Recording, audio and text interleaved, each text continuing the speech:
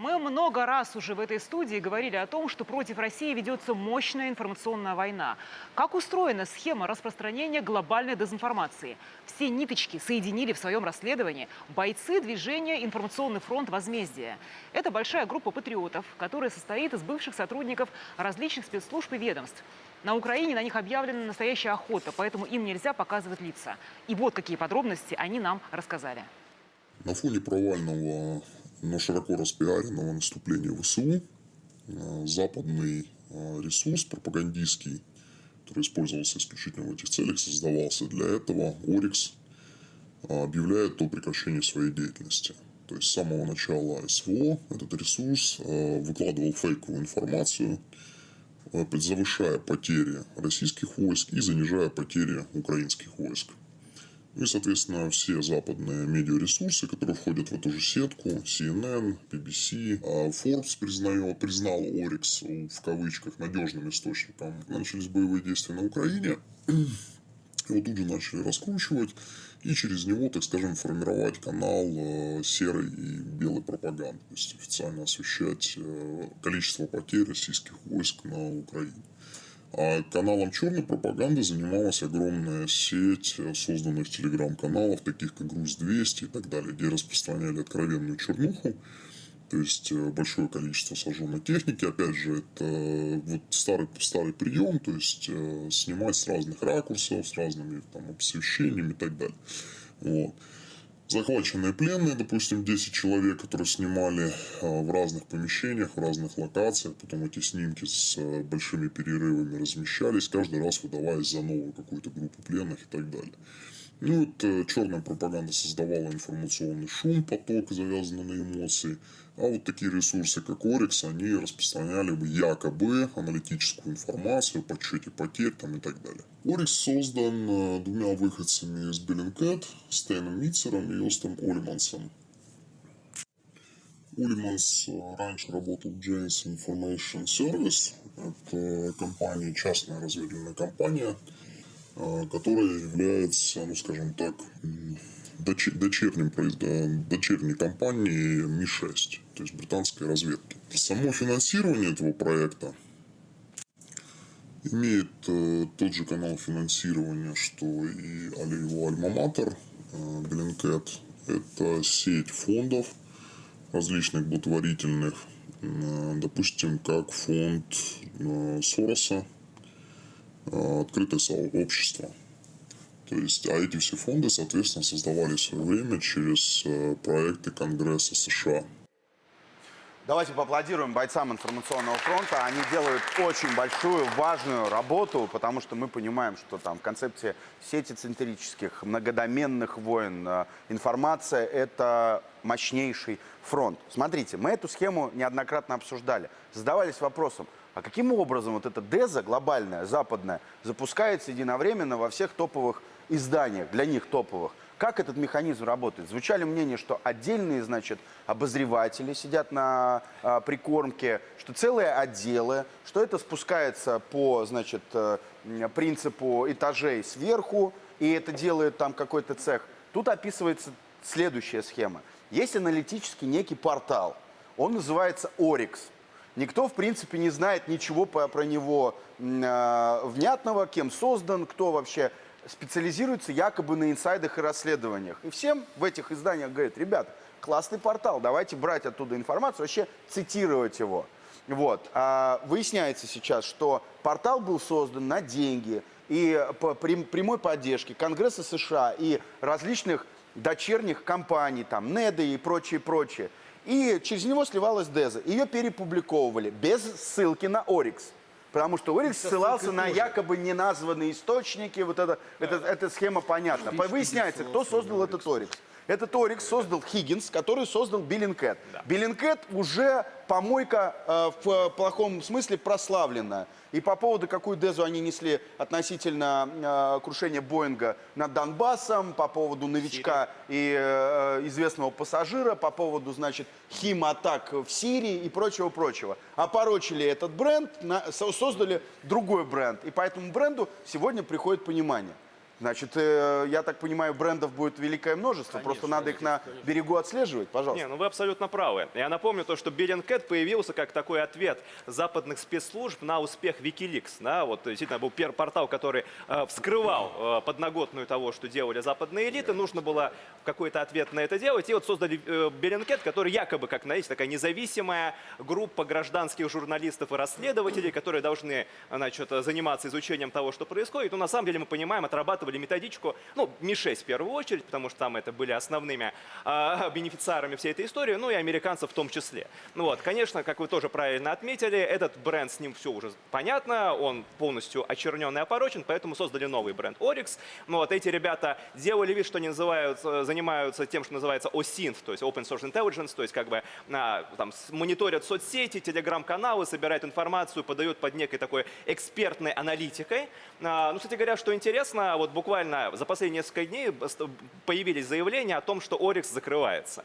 Но я так понимаю, то, что они могли немножко сломаться на фоне всего, что мы сейчас наблюдаем. Потому что мы о нем уже узнали, конечно, сейчас Мы закроют. о нем узнали, Откроется да. какой-нибудь Onyx. Ну да, конечно. Ну и как бы на фоне того, как кадры горящих танков мы все наблюдаем в Запорожской области, то есть это, в общем, не та картинка, которую они хотели бы обсуждать и анализировать, но появится какой-то другой источник. Но это просто один из элементов информационной войны против России. Там же нужно понимать, их великое множество. То есть, например, в том же Лондоне сидят, ну, буквально пиар-агентства, которые курируются в том числе женой Зеленского, которые спускают... Она ну, сказала, что с мужем не живет. а с мужем, ну да, так муж живет у нее там где-нибудь в Польше или Украине, она живет в Лондоне вместе со своей семьей. Ну вот, и по линии этих пиар-агентств спускаются методички, например, британским таблоидам, где они рассказывают о том, что какие-то якобы страшные военные преступления совершают русские, ну и так далее. То есть у них много таких элементов этой масштабной информационной войны используются. Но опять же, как мы видим сейчас, да, можно очень долго врать, очень долго лгать и так далее, но когда, ну, всем становится очевидно то, что успехов на фронте у вас нет, и ваши танки горят вот так эпично, как они горят, ну, в общем, любая пропаганда ломается в этот момент. Знаете, чего я не понимаю? Bellingcat уже столько раз оскандалился у всех на глазах и был разоблачен. Это и расследование о крушении Боинга, помните, атака в Сирийской думе, и вот это так называемое отравление Навального новичком. И вот как бы с критичностью зрителя, слушателя ничего не происходит, все нормально. Михаил, что думаете по этому поводу? Во-первых, дело в том, что западный зритель, западный слушатель, он не критичен, так скажем, да. То есть есть Вы же сегмент западный общества... слушатель. Что? Вы же западный слушатель. Ну, я Вы-то как вот бы- критичны, Я Михаил? немножко... Да, я другой случай, сам себя Я везде называешь. слушатель, я везде слушатель, не только на Западе. Я и восточный слушатель тоже. Вот. И южный тоже, кстати, да. Так что да. Но понимаете, в чем дело?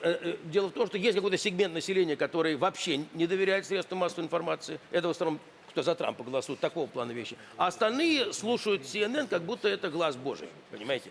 Значит, что тут важно? Я вот какой момент хочу дополнить. Вот. Михаил, Да. очень важно, уточню. Да. Вы сейчас говорите про людей, потребителей, а Ну, мы конечно. говорим Ну, вам так об про этом вопрос был. те светочи журналистики, А вот сейчас про на светочи. которых нас учили Сейчас про журналистики в 90-е. Вот сейчас про светочи. Значит, в Да. 90-е годы, даже в нулевые годы, как работала, значит, информационная система на Западе. Значит, есть Нью-Йорк Таймс, у них передовица. И все остальные, значит, средства массовой информации следуют в канве, в парадигме, которую передовица это задает. То есть это по тому же принципу, что в Советском Союзе передовица правда. Сейчас вот действительно все изменилось. Вот это вот в чем важность этого материала. Что сейчас это более горизонтально построено, понимаете? То есть есть вот этот Oryx, и дело не в том, что сейчас на место Oryx какой-нибудь Onyx или кто-то еще откроется, это нормально. Но есть и другие средства, которые тоже занимаются кто аналитикой, а кто подачей фактов. Вот там пример приведу, есть такое приложение, называется Data Miner. Да, то есть это шахтер данных, Информация. буквально означает, шахтер информации, да. То есть ее не так просто подписаться, подписка стоит дорого. Просто я вам скажу, что американским военнослужащим им Пентагон платит за их подписку, чтобы они имели доступ к Data Miner. Там ничего нет секретного, но это, собственно говоря, в разных конфликтах, в разных точках мира вы можете себе там поставить, например, вас интересует Ближний Восток, Израиль, ставите, в основном там идет такая информация. И там подаются якобы факты. А как факты эти делаются? Что кто-то, ну, например, кто-нибудь там, не знаю, допустим, в России кто-нибудь из ФБК взял и поставил какой-нибудь твит или пост, и это сразу же там бросается. И это подается как факт, а не как чей-то твит или пост. Понимаете? То есть качество этой информации по-прежнему оставляет желать лучшего, даже в этом случае это Ну, маркетинговый значит, ход, по большому является счету. ли факт фактом? Вот тут всегда главный вопрос. Иногда является, иногда нет. но им важно, чтобы это было сырье, из которого можно слепить то, что им надо. Никто мне не хочет ответить на вопрос. Так Почему светочи журналистики в «Нью-Йорк Таймс» не выйдут и не скажут, ваш Орикс – это сливной бачок? Так они сами часть Все этой дело системы. в том, что, понимаете, вот те, которые для нас были тогда авторитетами, почему они сегодня такие? Дело в том, что дьявол не может сделать привлекательным ад, но он может сделать привлекательным путь в него. Вот здесь как раз что происходит? Они были привлекательными тогда, когда мы еще были, ну, скажем так, широко открытыми глазами, да, смотрели на этот мир. И поэтому нам можно было скормить все, что угодно. Они действительно старались соответствовать. Но сегодня, когда они уже по принципу Геббельса, да, дайте мне средства массовой информации, я толпу людей превращу в стадо свиней, вот они по этому принципу это и действуют. Это обычная технология. 100 раз повтори человеку, что он свинья, он к вечеру хрюкнет. Вот здесь они, собственно, они таким образом и относятся к западной аудитории, таким образом с ней и работают. Почему они в том числе злятся по поводу нас? Почему они закрывают наши информационные ресурсы? Там та же Russia Today, да и «Звезду» тоже пытаются блокировать, насколько это возможно. Да потому Санкция. что мы Канада? Конечно, мы же даем альтернативу, как раз ту самую, которую так хотят слышать и видеть люди. В этом вся беда, о чем говорит отец Максим. Мы являемся альтернативой их западному миру. Поэтому, конечно же, мы разрушаем эту матрицу. Очень важно. Мы являемся альтернативой их западному миру, будучи Западом. Совершенно верно. Вот чего они больше всего боятся. Потому что не Россия часть Европы, а Европа часть России. Я предлагаю поаплодировать Европу, часть России. Аплодисменты. Потому что Восток они могут на уровне культурного или там религиозного кода отключать, говорить, так они не похожи на нас, они другие, это другая структура, от них можно закрыться. Азия так, а как с Россией? Никак. И выглядит так же, и говорят похоже, и стиль, и музыку ту же слушают, и фильмы те же смотрят, и культурный багаж мировой. Да, да. Как вариант. Сергей очень хотел что-то добавить. Да, вот по поводу вопроса Николая о светочах. Николай, все достаточно просто. Светочи как таковые вымерли. Они погасли. А мы? Их нет, они не нужны. И их пустующую нишу заняли совершенно другие СМИ. Я в своей журналистской молодости провел 10 лет в агентстве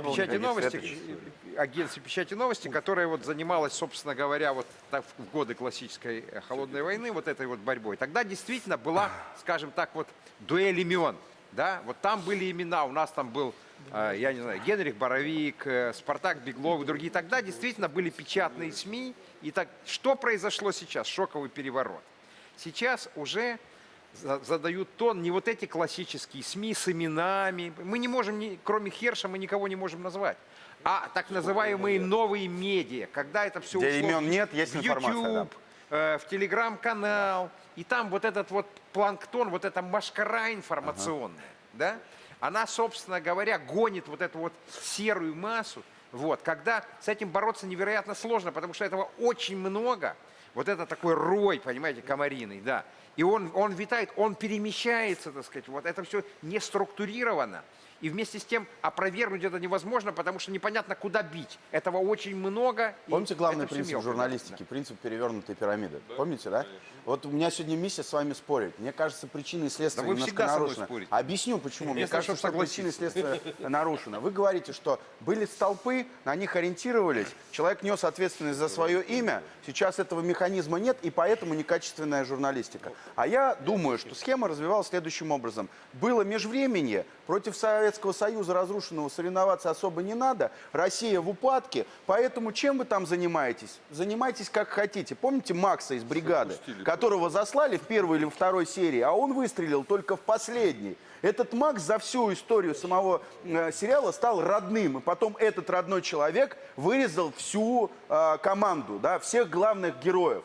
Вот этот Макс проснулся просто, он спал. Вот эти самые СМИ, которые на прикорме думали, что они свободны, но когда пришел час Х, им сказали, ребята, а теперь отрабатываем гранты и гонорары. И они спокойно, понурив голову, отрабатывают эти гранты и гонорары. Потому что люди, которые в 90-е были именами, сейчас имеют доступ. Раньше они могли сказать, меня выгнали из «Нью-Йорк Таймс», у меня нет голоса, я хожу по улице, кричу, меня никто не слышит. Сейчас есть интернет, где эти голоса? Один Херш Смелый, И тут говорят просто под надежной... а в чем черно, я не понимаю. А где, если эти люди до сих пор живы, почему они молчат? Знаете, почему они молчат? время Потому что они изменилось до сих пор на Вот кушать они прикормке, хотят. и им нельзя это говорить. Не было никакой свободной западной журналистики. И был контролируемый процесс, который в определенный момент просто взяли и завернули. Но это отдельная тема, пишите материал, пригласим в кресло главного героя.